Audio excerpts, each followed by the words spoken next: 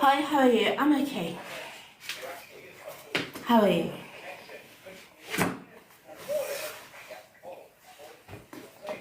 I've been watching a lot of Tyler Henry on YouTube, Hollywood Medium.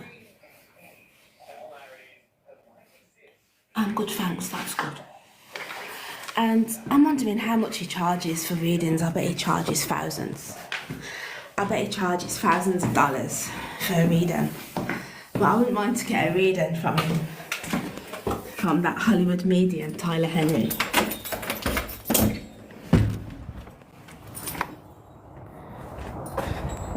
But I'm sure he must charge thousands of dollars for like 30 minutes or something. What's up? Yo, hi. Why do guys always address women like yo? As if like I'm gonna be like, yo, wagwan, yo fam, yo bro. You know, as if I'm a bloke. I'm not a bloke. I'm not like a geezer bird, like your geezer friend. Anyway, so basically I just want to get something off my chest before I get into this video. Welcome to my lifestyle chav chat channel. Sometimes I'm filming in TikTok for my YouTube channel, and you know, there's all these life gurus and life coaches and mentors and coaches these days on YouTube. You can tune into whichever one takes your fancy, but I find it really ironic when they give advice like you know, don't be too friendly, you know, or like you're too friendly, or mind your boundaries, you know. And I find this advice in this day and age, I just find it ironic, because a lot of these gurus, they're the same ones who hack into my phone and keep spying on me, just like other people keep spying on me. So there's only so much you can maintain your own boundaries if people blatantly overstep those boundaries and break the law and illegally hack into your phone and like keep spying on you through your phone. Like, there's not really much you can do about it. I mean, no matter how much you set your privacy settings within your phone, okay, to the utmost maximum, people always find some way to hack into your phone and spy on you through your phone, if that's what they're inclined to feel like doing. So there's only so much that you yourself in this day and age can maintain your boundaries. No matter how much you try to maintain your boundaries, and no matter how much unfriendly you try to make yourself, or how private you try to make yourself, you can't override other people's behaviour when they are blatantly overstepping your boundaries. What are you supposed to do about that? Can somebody tell me in the chat what are you supposed to do about that? If other people are blatantly doing what's illegal and breaking the law and overstepping your boundaries, just like how, you know, where I live right now, somebody has got the key and keeps coming in my flat and messing about with my door handles, you know, and I've told the police. They just keep telling me to get a doorbell camera. And so how much can I protect myself if I even do that, if I get a doorbell camera, and then people who are in the know, who have an electrician mate and just want to like feel like they want to target me or target somebody, go and blatantly overstep those boundaries and fiddle about and mess about with the electrics of the camera so that the doorbell camera stops working. You know, if other people are blatantly like not doing what they're supposed to be doing, yeah, as a decent citizen, yeah, that you can put your trust and care in, you know, and they're blatantly like breaking the law, yeah, and doing illegal activities, then there's only so much you can do. Yeah, there's only so much you can protect yourself, yeah, and there's only so much you can maintain, okay, your own boundaries. What else are you supposed to do? But anyway, regardless of that, what I wanted to talk about in this video was last few sessions on my YouTube channel. I was talking about a private renting situation, and my landlord, landlady, the estate agency, they've sent me an eviction order, a repossession order, and how I'm dealing with that at the moment. And for a while, it just prompted me to want to do another video about how I managed to be living here in a busy town centre in a 1-bedroom flat with my son above the shops. So I might do this over 2 or 3 videos or so. Yeah, because I'm going to bed. So I don't know how people have time to maintain work and a social life and a media life as well, because it's all very time consuming. So I may just carry this video over into another 2 or 3 videos. But so yeah, so let's get into it then. So yeah, I want to talk about in this video nuisance, neighbours, and all the nuisance and noise disturbance that I've experienced from nuisance neighbours in the past, yeah, which has meant that I've moved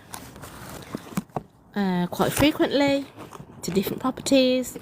I've been in shared accommodation as well, and yeah, I'm going to talk a little bit about that. So in 2014 I came back from living abroad back to the UK, and prior to that I gave up my flat, I gave up my tenancy to go and live abroad, and I thought I was going to be there much longer, but after a year I came back home. So because I gave up my previous tenancy, I had to go and stay in a temporary accommodation, and yeah, I had to contact in the UK, in Birmingham, they're called Crisis, or another group, they're called SIFA, SIFA, Cypher Fireside. And the way they deal with this type of scenario is they give you like this ticket, and it's like a waiting list, and when a room becomes available, you have to go and stay in a room in like a hostel, yeah, or a shelter, or temporary accommodation. It depends on, they've got all different types of facilities, so, and it depends on what becomes available and your own circumstances. So that's what I had to do. And before going abroad, I'd been in one which was very much like a 3-star hotel, temporary accommodation, more independent living, very nice furbished flat apartment. So when I came back from America, I was expecting to go back to this very nicely furbished hotel, B&B type of independent living accommodation. But lo and behold, I ended up having to go to they sent me to a different one in the city centre. And when I got there, it was one that was mainly occupied by men. So the majority of rooms that they had were for men. I think they had about 20 rooms for men, and then they had about 5 or 6 rooms for women. So they had the male rooms all on the one side and the female rooms on this side. And basically, as I said, I was expecting to go into a really nice furbished independent apartment, and this was just absolutely nothing like that. It was tiny room. As I said, maybe 5 other females. You go downstairs, you've got the communal area. We all had to go downstairs at lunchtime and eat our lunch in the canteen at set times. Did we have to be in at a certain time? I think there was a curfew where we had to be in by like 9 o'clock or something like that, but there wasn't that strict with the curfew, to be honest. Yeah, and I absolutely hated it because it felt like prison to me. I felt like I was either in a prison or like I was back at school. The way we all had to go down into the canteen at like certain times of the day, and you know, it was like dormitory living. Basically, it was like student living in this one box room, you know. And basically, I just hated it because, like I said, it wasn't very. I didn't feel independent, you know. I felt like I was at a school or something. Basically, is how I felt. And so I was there for about 4 months waiting to be rehoused into my own like council flat or apartment or whatever, like my own tenancy flat. And I had a support worker, and she was not helpful whatsoever. And I think she basically just left me to my own devices. So after 4 months, basically there was messing about with my post as well. And how to explain? I was supposed to be getting an application form with Birmingham City Council to get a council flat, and I don't know what was happening, but the situation was just dragging and dragging and dragging. And it got to a point where I said, you know what, I can just go and I'll go to Midland Heart, which is housing association, for people such as myself who were like in this type of situation. I said, you know what, I'm going to go to Midland Heart and I'll fill out my own application and just sort it out myself, because I don't know what this support worker lady, what she was doing. She wasn't doing anything, and the weeks were just going by and the months were just going by. And lo and behold, the day that I went to Midland Heart and filled out an application, the very next day, I don't know why, this lady that got assigned to me as my support worker, she came all like in a flurry, and she was all like, oh, here Marcia, here, I've got your application, and you're in such and such a band, and here are the properties that you can bid on, this and this and this. All of a sudden, you know, quick time, she'd like, I don't know if she sorted it out. So basically I was like, by that. So what happened was, she when I bidded, I didn't like the areas that I was a priority for, that they were where I had to go and view the flat. I think I went to go and view the flat. There was 2 of them where I was number one. I was number one for 2 properties right in city centre, and when I went to view them, I did not want to be in these areas. And so then I think was it Midland Heart? No, it wasn't Midland Heart. A third property that came up was Wolverhampton, and I ended up, basically I went to go and view the property, and it looked fine to me. The property was decent, the area looked quiet and peaceful and calm and nice. I thought, yeah, I'll come here. Yeah. So that's what I did. Basically, when I got there, I was there for like 3 years, and even while I was there, I was experiencing like noise disturbance, harassment from other neighbours. I was living in an area. If somebody had told me what that area was like, which was, you know, this was my naivety on my part, if I'd have known what that area was like and what it was all about, I would not have moved to that area. But because many years ago I studied in Wolverhampton, I knew a little bit of Wolverhampton, the city centre, and like I said, I was studying there, I was at university, so I thought, you know what, Wolverhampton, it's an okay town, it's just outside of Birmingham. I feel to just come out of Birmingham anyway, which is the reason why I decided to take the flat, not knowing that when I got there, not knowing anything about the actual area where the flat was. So it's only, like I said, when I got there, I started to realise what the area was like and the kind of people that were in this area, and the kind of people that I was living sort of like next door to and whatever else. So there was a lot of drug dealers, and I started experiencing like noise disturbance and harassment while I was there, and it did start to affect me and my well-being. And it got to a point where, after, like I said, 3.5 years, after 3.5 years, the housing association, they said to me, they can either evict me, or I can move. So I said, okay, they'll give me a period to move out. So I said, okay, well, I'll move out. Yeah. And because of the situation, yeah, because like I said, the place was affecting my well-being. Yeah. And so I ended up having words with the people on the concierge, and they didn't like this confrontation that I had with them. they did not like it. So they basically said, okay, well, you can either go or we can tell you to go, one or the other. So I says, all right then, I will go, thank you very much. So that's what happened. So I had to leave. I had to scurry on out of there in a hurry. And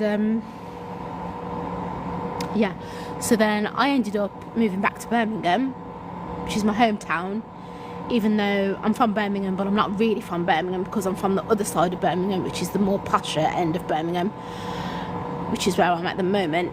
Yeah, it's called Solihull. But forget about all that for now. I moved back to Birmingham. I went to temporary accommodation, which was much better. It was temporary, it was what it was, but it was much better, it was much nicer. There was much nicer people there, the most nicest Brumtown people I can honestly say that I've met.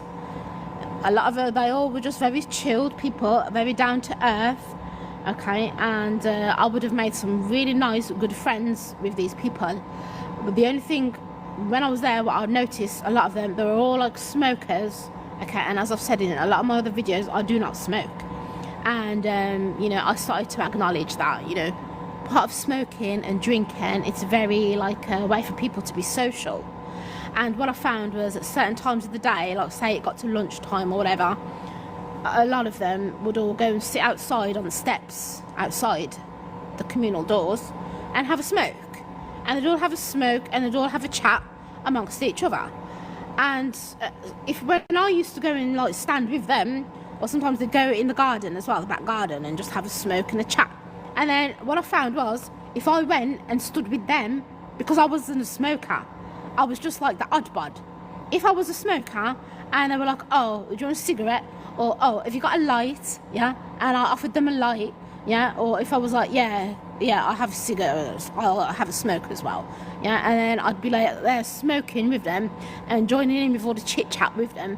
And then I would have just like belonged more. You know, they would have accepted me more.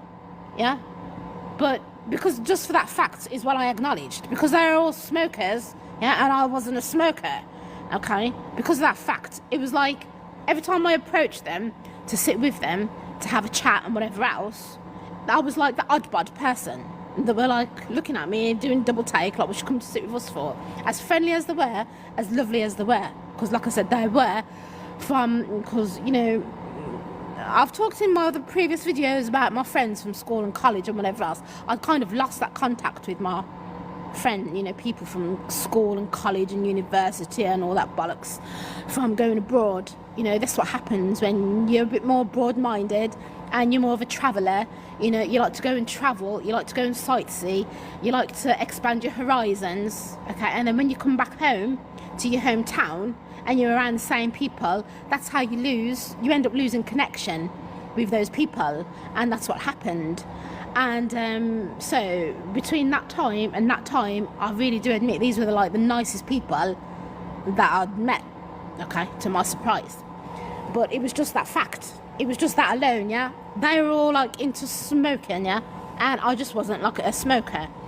And the other thing that we used to do is, a bit later on, say I was there for like another 3 months, say after like 3 months, we had some new residents at the place, and they were more like African, they were more Muslim, and it was really nice, just the way that, you know, I managed to like join in with them. Yeah, I was like, it had like, there was more like of a communal thing, you know, atmosphere with us, whereas through food, okay, food is what brought us together and is what brought that kind of sociability aspect out more, okay, because I noticed when the Muslims, when they turned up, they used to cook together. I used to cook with them in the kitchen, and then at a certain time in the evening, we'd all sit around the table and eat together, and that for me, it was a much more conducive, much more sociable way to join in, rather than just sitting outside on the porch steps smoking, because as I said, I'm not a smoker, okay. So there was that, and regardless, and the other thing that I'd do is go to work, yeah. So I started working part-time in city centre, yeah, but to be honest, I really did not mind that place. It was a nice place, it was, for what it was, like a temporary accommodation. People there were sound, And the staff were absolutely, they were sound, nice people, helpful people as well. And basically while I was there, that's when I got pregnant for my son. And yeah, so I was there again for about another 4 months, bidding with, they're called Mill and Hart, yeah, it's Housing Association. And I was number 1 for a property, again in Wolverhampton.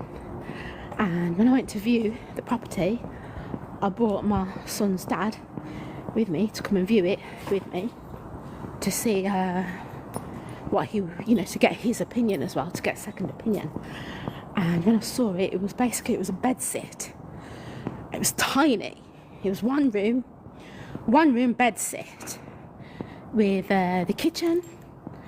I had to sleep in the living room because it was basically a tiny box, and bathroom, and that was it. And this was in a different area to Wolverhampton. Along that road there's a lot of how would you say, there's a lot of like furbished apartments, flats, houses like this. If I turn that around like that, very like old school houses that they convert into flats. There was a lot of them along like this long road. But hello. Oh my god, Hi. you right?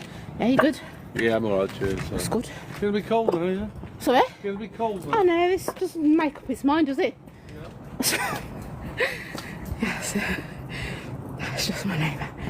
Yeah, along, it wasn't quite country, but Wolverhampton is a little bit more country than Birmingham. So it was a long road called Tetnall Road, which carries on to Staffordshire. So it was kind of, you know, it was like that. It was like urban, but a little bit town village-ish, like this where I was living. So I took it on. I said, yeah, I'll accept this flat, because I knew that I was not going to be there for very long, because as I said, I was pregnant, so the place was too small. It was too small for me, never mind for myself and a little one. So I said, you know what, I'll stay here temporarily until the baby's born, and then I'll move. They'll have to rehouse me anyway. So yeah, so that's what happened. But yeah, I'm talking too much because it's bedtime. As you can see, it's night time here. So yeah, as I said, this is going to be a part 2. So anyone who's joined, thanks for joining.